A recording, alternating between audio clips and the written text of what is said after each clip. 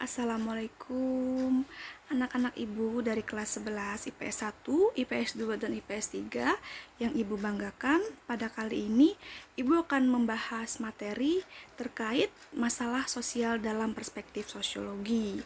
Oke, kan kemarin kita sudah membahas apa itu pengertian masalah sosial dan apa saja penyebab masalah-masalah sosial. Ada penyebab dari faktor alam, biologis, psikologis, kebudayaan, terus ada biologis dan lain-lainnya. Nah, sekarang kita akan membahas masalah sosial dalam perspektif sosiologi. Oke, di sini tujuan pembelajarannya adalah kalian diharapkan dapat mendeskripsikan masalah sosial berdasarkan perspektif sosiologi, yaitu yang pertama fungsionalisme struktural, konflik, dan interaksionisme simbolik. Oke, di sini ada perspektif fungsionalis struktural. Di sini perspektif ini dipelopori oleh August Comte, Herbert Spencer, Emil Durkheim, Robert Camerton, dan Talcott Parsons. Asumsi dasar perspektif ini adalah masyarakat terdiri dari sistem-sistem yang saling berkaitan dan saling fungsional satu sama lainnya. Sistem-sistemnya itu apa aja? Seperti sistem pendidikan, sistem politik, institusi sosial, terus sistem ekonomi. Mereka itu sistem-sistemnya itu saling bekerja sama dan saling berfungsi satu sama lain sehingga bisa menjadi sebuah sistem dalam masyarakat. Nah, sistem-sistem tersebut saling fungsional satu sama lain sehingga terciptalah harmoni sosial. Yang ketiga, adanya nilai dan norma dalam masyarakat. Dalam sistem-sistem itu ada nilai dan norma dalam masyarakat, ada aturan-aturannya.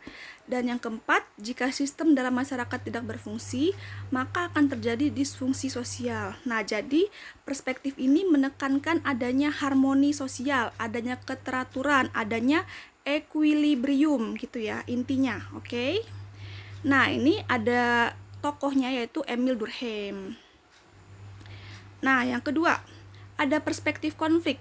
Perspektif ini dipelopori oleh Karl Marx, Max Weber, Ralph Dahrendorf, dan Lewis Kosser. Asumsi perspektif konflik. Yang pertama, individu memiliki kebutuhan yang berbeda. Kebutuhan ini yaitu kebutuhan materi, prestige, dan power atau kekuasaan. Dan yang kedua, distribusi kekuasaan dan wewenang dalam masyarakat tidak merata. Jadi ada yang berkuasa dan ada yang tidak berkuasa. Yang ketiga, perbedaan kekuasaan dan wewenang dalam individu dapat memicu konflik dalam masyarakat. Nah, jadi pembagian kekuasaan yang tidak merata dalam masyarakat itu bisa menghasilkan sebuah konflik sosial. Contohnya misalnya konflik antara rakyat dengan pemerintah, konflik antara buruh dan majikan. Nah, seperti itu. Kalau tadi perspektif fungsionalisme menekankan adanya keseimbangan atau equilibrium. Nah, di sini perspektif konflik ini menitik beratkan adanya konflik. Jadi bukan hanya keseimbangan aja dalam masyarakat, tapi ada konflik pastinya dalam masyarakat. Nah, ini ada gambar Karl Marx, yaitu salah satu tokoh penggagas perspektif konflik.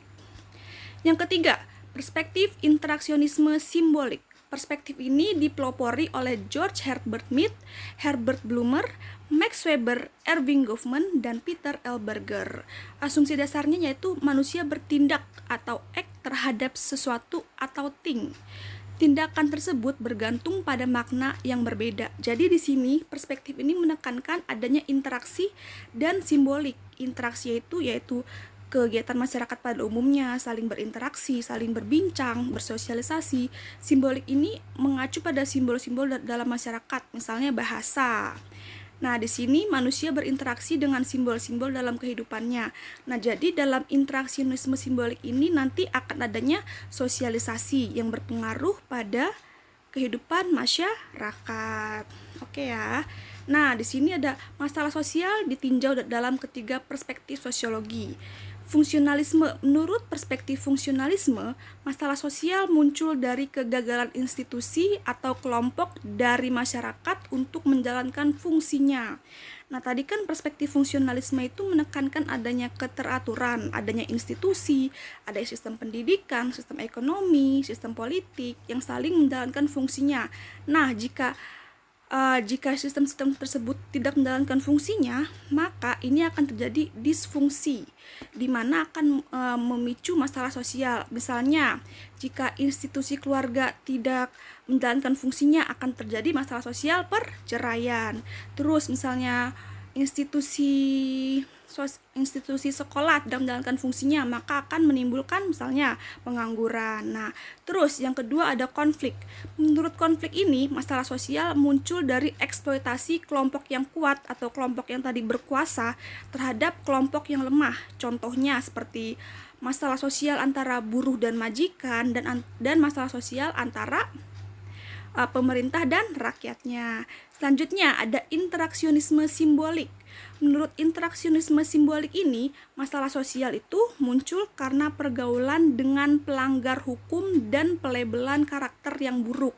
Jadi, seperti yang tadi Ibu sudah bilang, interaksionisme simbolik ini menekankan ada interaksi dengan orang lain. Nah, di sini menurut perspektif ini, masalah sosial itu muncul karena pergaulan, karena interaksinya dengan para pembuat masalah sosial tersebut. Contohnya, ada seorang anak SMA yang tiap harinya berinteraksi dengan teman-teman atau dengan kelompok yang sering melakukan tawuran. Nah, maka dari itu mereka ikut-ikutan tawuran. Atau ada seorang anak nih melakukan tindakan masalah sosial narkoba. Nah, itu karena mereka pergaulan dengan orang-orang yang terbiasa menggunakan narkoba. Jadi interaksinya itu bersifat intens, maka dia melakukan tindakan tersebut. Oke ya, jadi paham ya, di sini ada perspektif fungsionalisme, konflik, dan interaksionisme simbolik. Oke, cukup sekian penjelasan Ibu. Nah, untuk selanjutnya kalian silahkan bertanya di Google Classroom. Kita buka sesi tanya jawab. Oke, terima kasih bagi yang sudah menonton. Semoga kalian paham, dan jika tidak paham tadi bertanya. Oke, terima kasih. Dadah.